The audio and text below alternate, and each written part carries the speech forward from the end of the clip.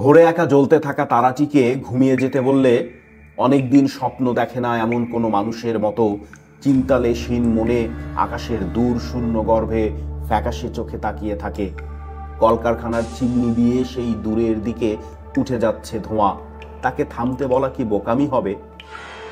পাকস্থলীর দুশ্চিন্তার মতো ঘনসুখে সে কোনো এক ইউনিভার্সাল আশ্বাসকে আঁকড়ে ধরতে চায়। না, থামতে হবে তাই আমাকেই, এই কাউকে থামানো থেকে। এবার আমাকে ঘুমোতে হবে, তারার ইনসোমনিয়া আর চিমনির ডায়াবেটিক্স রোগ ভুলে। ভোরে পথে দেখা হলো এক সার্কাস দলের সাথে। তারা ফিরছিল তাদের দলের প্রধান ভারকে কবর দিয়ে। ওই সেই ভার যার লাভঝাপ আর ভাড়ামো দেখে হাসির চোটে থেমে যেত আমাদের দল। অবশেষে সে থামাতে পারল না মৃত্যুর দম তার পেশাদার ভাড়ামো দিয়ে। কিছুদূর গিয়ে দেখলাম এক পৌরাণিক বর্ণের বুড়ি আকাশ থেকে গনগনে সূর্য ছিঁড়ে এনে পুড়ে দিচ্ছিল তার জঠরে। আমি জানতে চাইলাম কেন সে এটা করছে। প্রায়শ্চিত্ত করছে তার একমাত্র ছেলের মহা অপরাধে। আইনে মাস্টার্স ডিগ্রি নিয়েও সে নাকি ছুরি কিনে বিধে দিয়েছে নিজের বুকে। আত্মহত্যার প্রায়শ্চিত্ত করছে অপরাধী জন্মানো এক মা, এক কুবৃক্ষ। না, এবার আমাকে থামতেই হবে এই অন্যকে থামানো থেকে। এবার বুঝি আমাকে কাঁদতে হবে এসব দেখে হাসতে ভুলে গেছি বলে। গর্ভবতী বউকে কাঁধে নিয়ে হন্তদন্ত ছুটে চলা এক কবি আমার কাছে জানতে চাইল কোথায় গাইনি ডাক্তারের বাড়ি। যুদ্ধে যে শহরটিতে কেবলই পুড়ে গেছে সেখানে যাওয়ার পথ আমি তাকে দেখিয়ে দিলাম।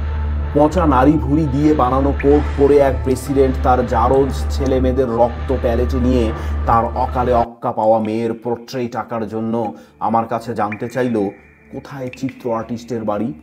আমি তাকে বললাম জব্বর কসাইয়ের 13 নম্বর বাজা বিধবা বউ এই পৃথিবী তল্লাটে সবচেয়ে স্বনামধন্য গুণী চিত্রশিল্পী। না, ভালো লাগছে না। না, খারাপও কি লাগছে আসলেই। না, আমাকেই তাই থামতে হবে তোমাদেরকে থামানো থেকে। এবার আমাকে অ্যাকুরিয়ামের পার্পল মাছের আলট্রামেরিন চোখের অতলে পোড়াতে হবে স্বপ্নের নাভিতে লুকিয়ে রাখা মানচিত্রের খোলা চোখ। আমার এই ভস্য ডায়েরির পাতাগুলো যেন না হয় তোমাদের ফিউচারের রীতির দলিল। আমি এই ঘন শীতে শ্রদ্ধেয় প্রফেসর ডক্টর ভোরের ক্লাসে বড় নগ্ন হয়ে বসে আছি। অ্যাকুরিয়ামে পোড়াতে হবে নীল সব সমুদ্রের মানচিত্র। আমি চাই উত্তাপ স্যার, সেটা যদি আপনার বউয়ের অভিজ্ঞ ডক্টরেট জনিতেও থাকে তবুও পাঠ্যক্রমের শিক্ষা হিসেবে তাই দিন আমাকে। আমার খুব শীত লাগছে, চাই শীতকার কারো। আমি আপনার কুমারী মেয়ের প্রায়ের নিচের নরম নগ্নতার থেকেও বেশি নগ্ন। আমার খুব শীত লাগছে, মাংসের নিচে রক্তের লাল নগ্নতা থেকেও আমি নগ্ন। আর আপনার অন্ডকোষের চেয়েও আমি শীতল। লবণ মাখা সমুদ্রের নোনা জ্ঞানের মতো করে আপনার মাংস ছিঁড়ে দেন।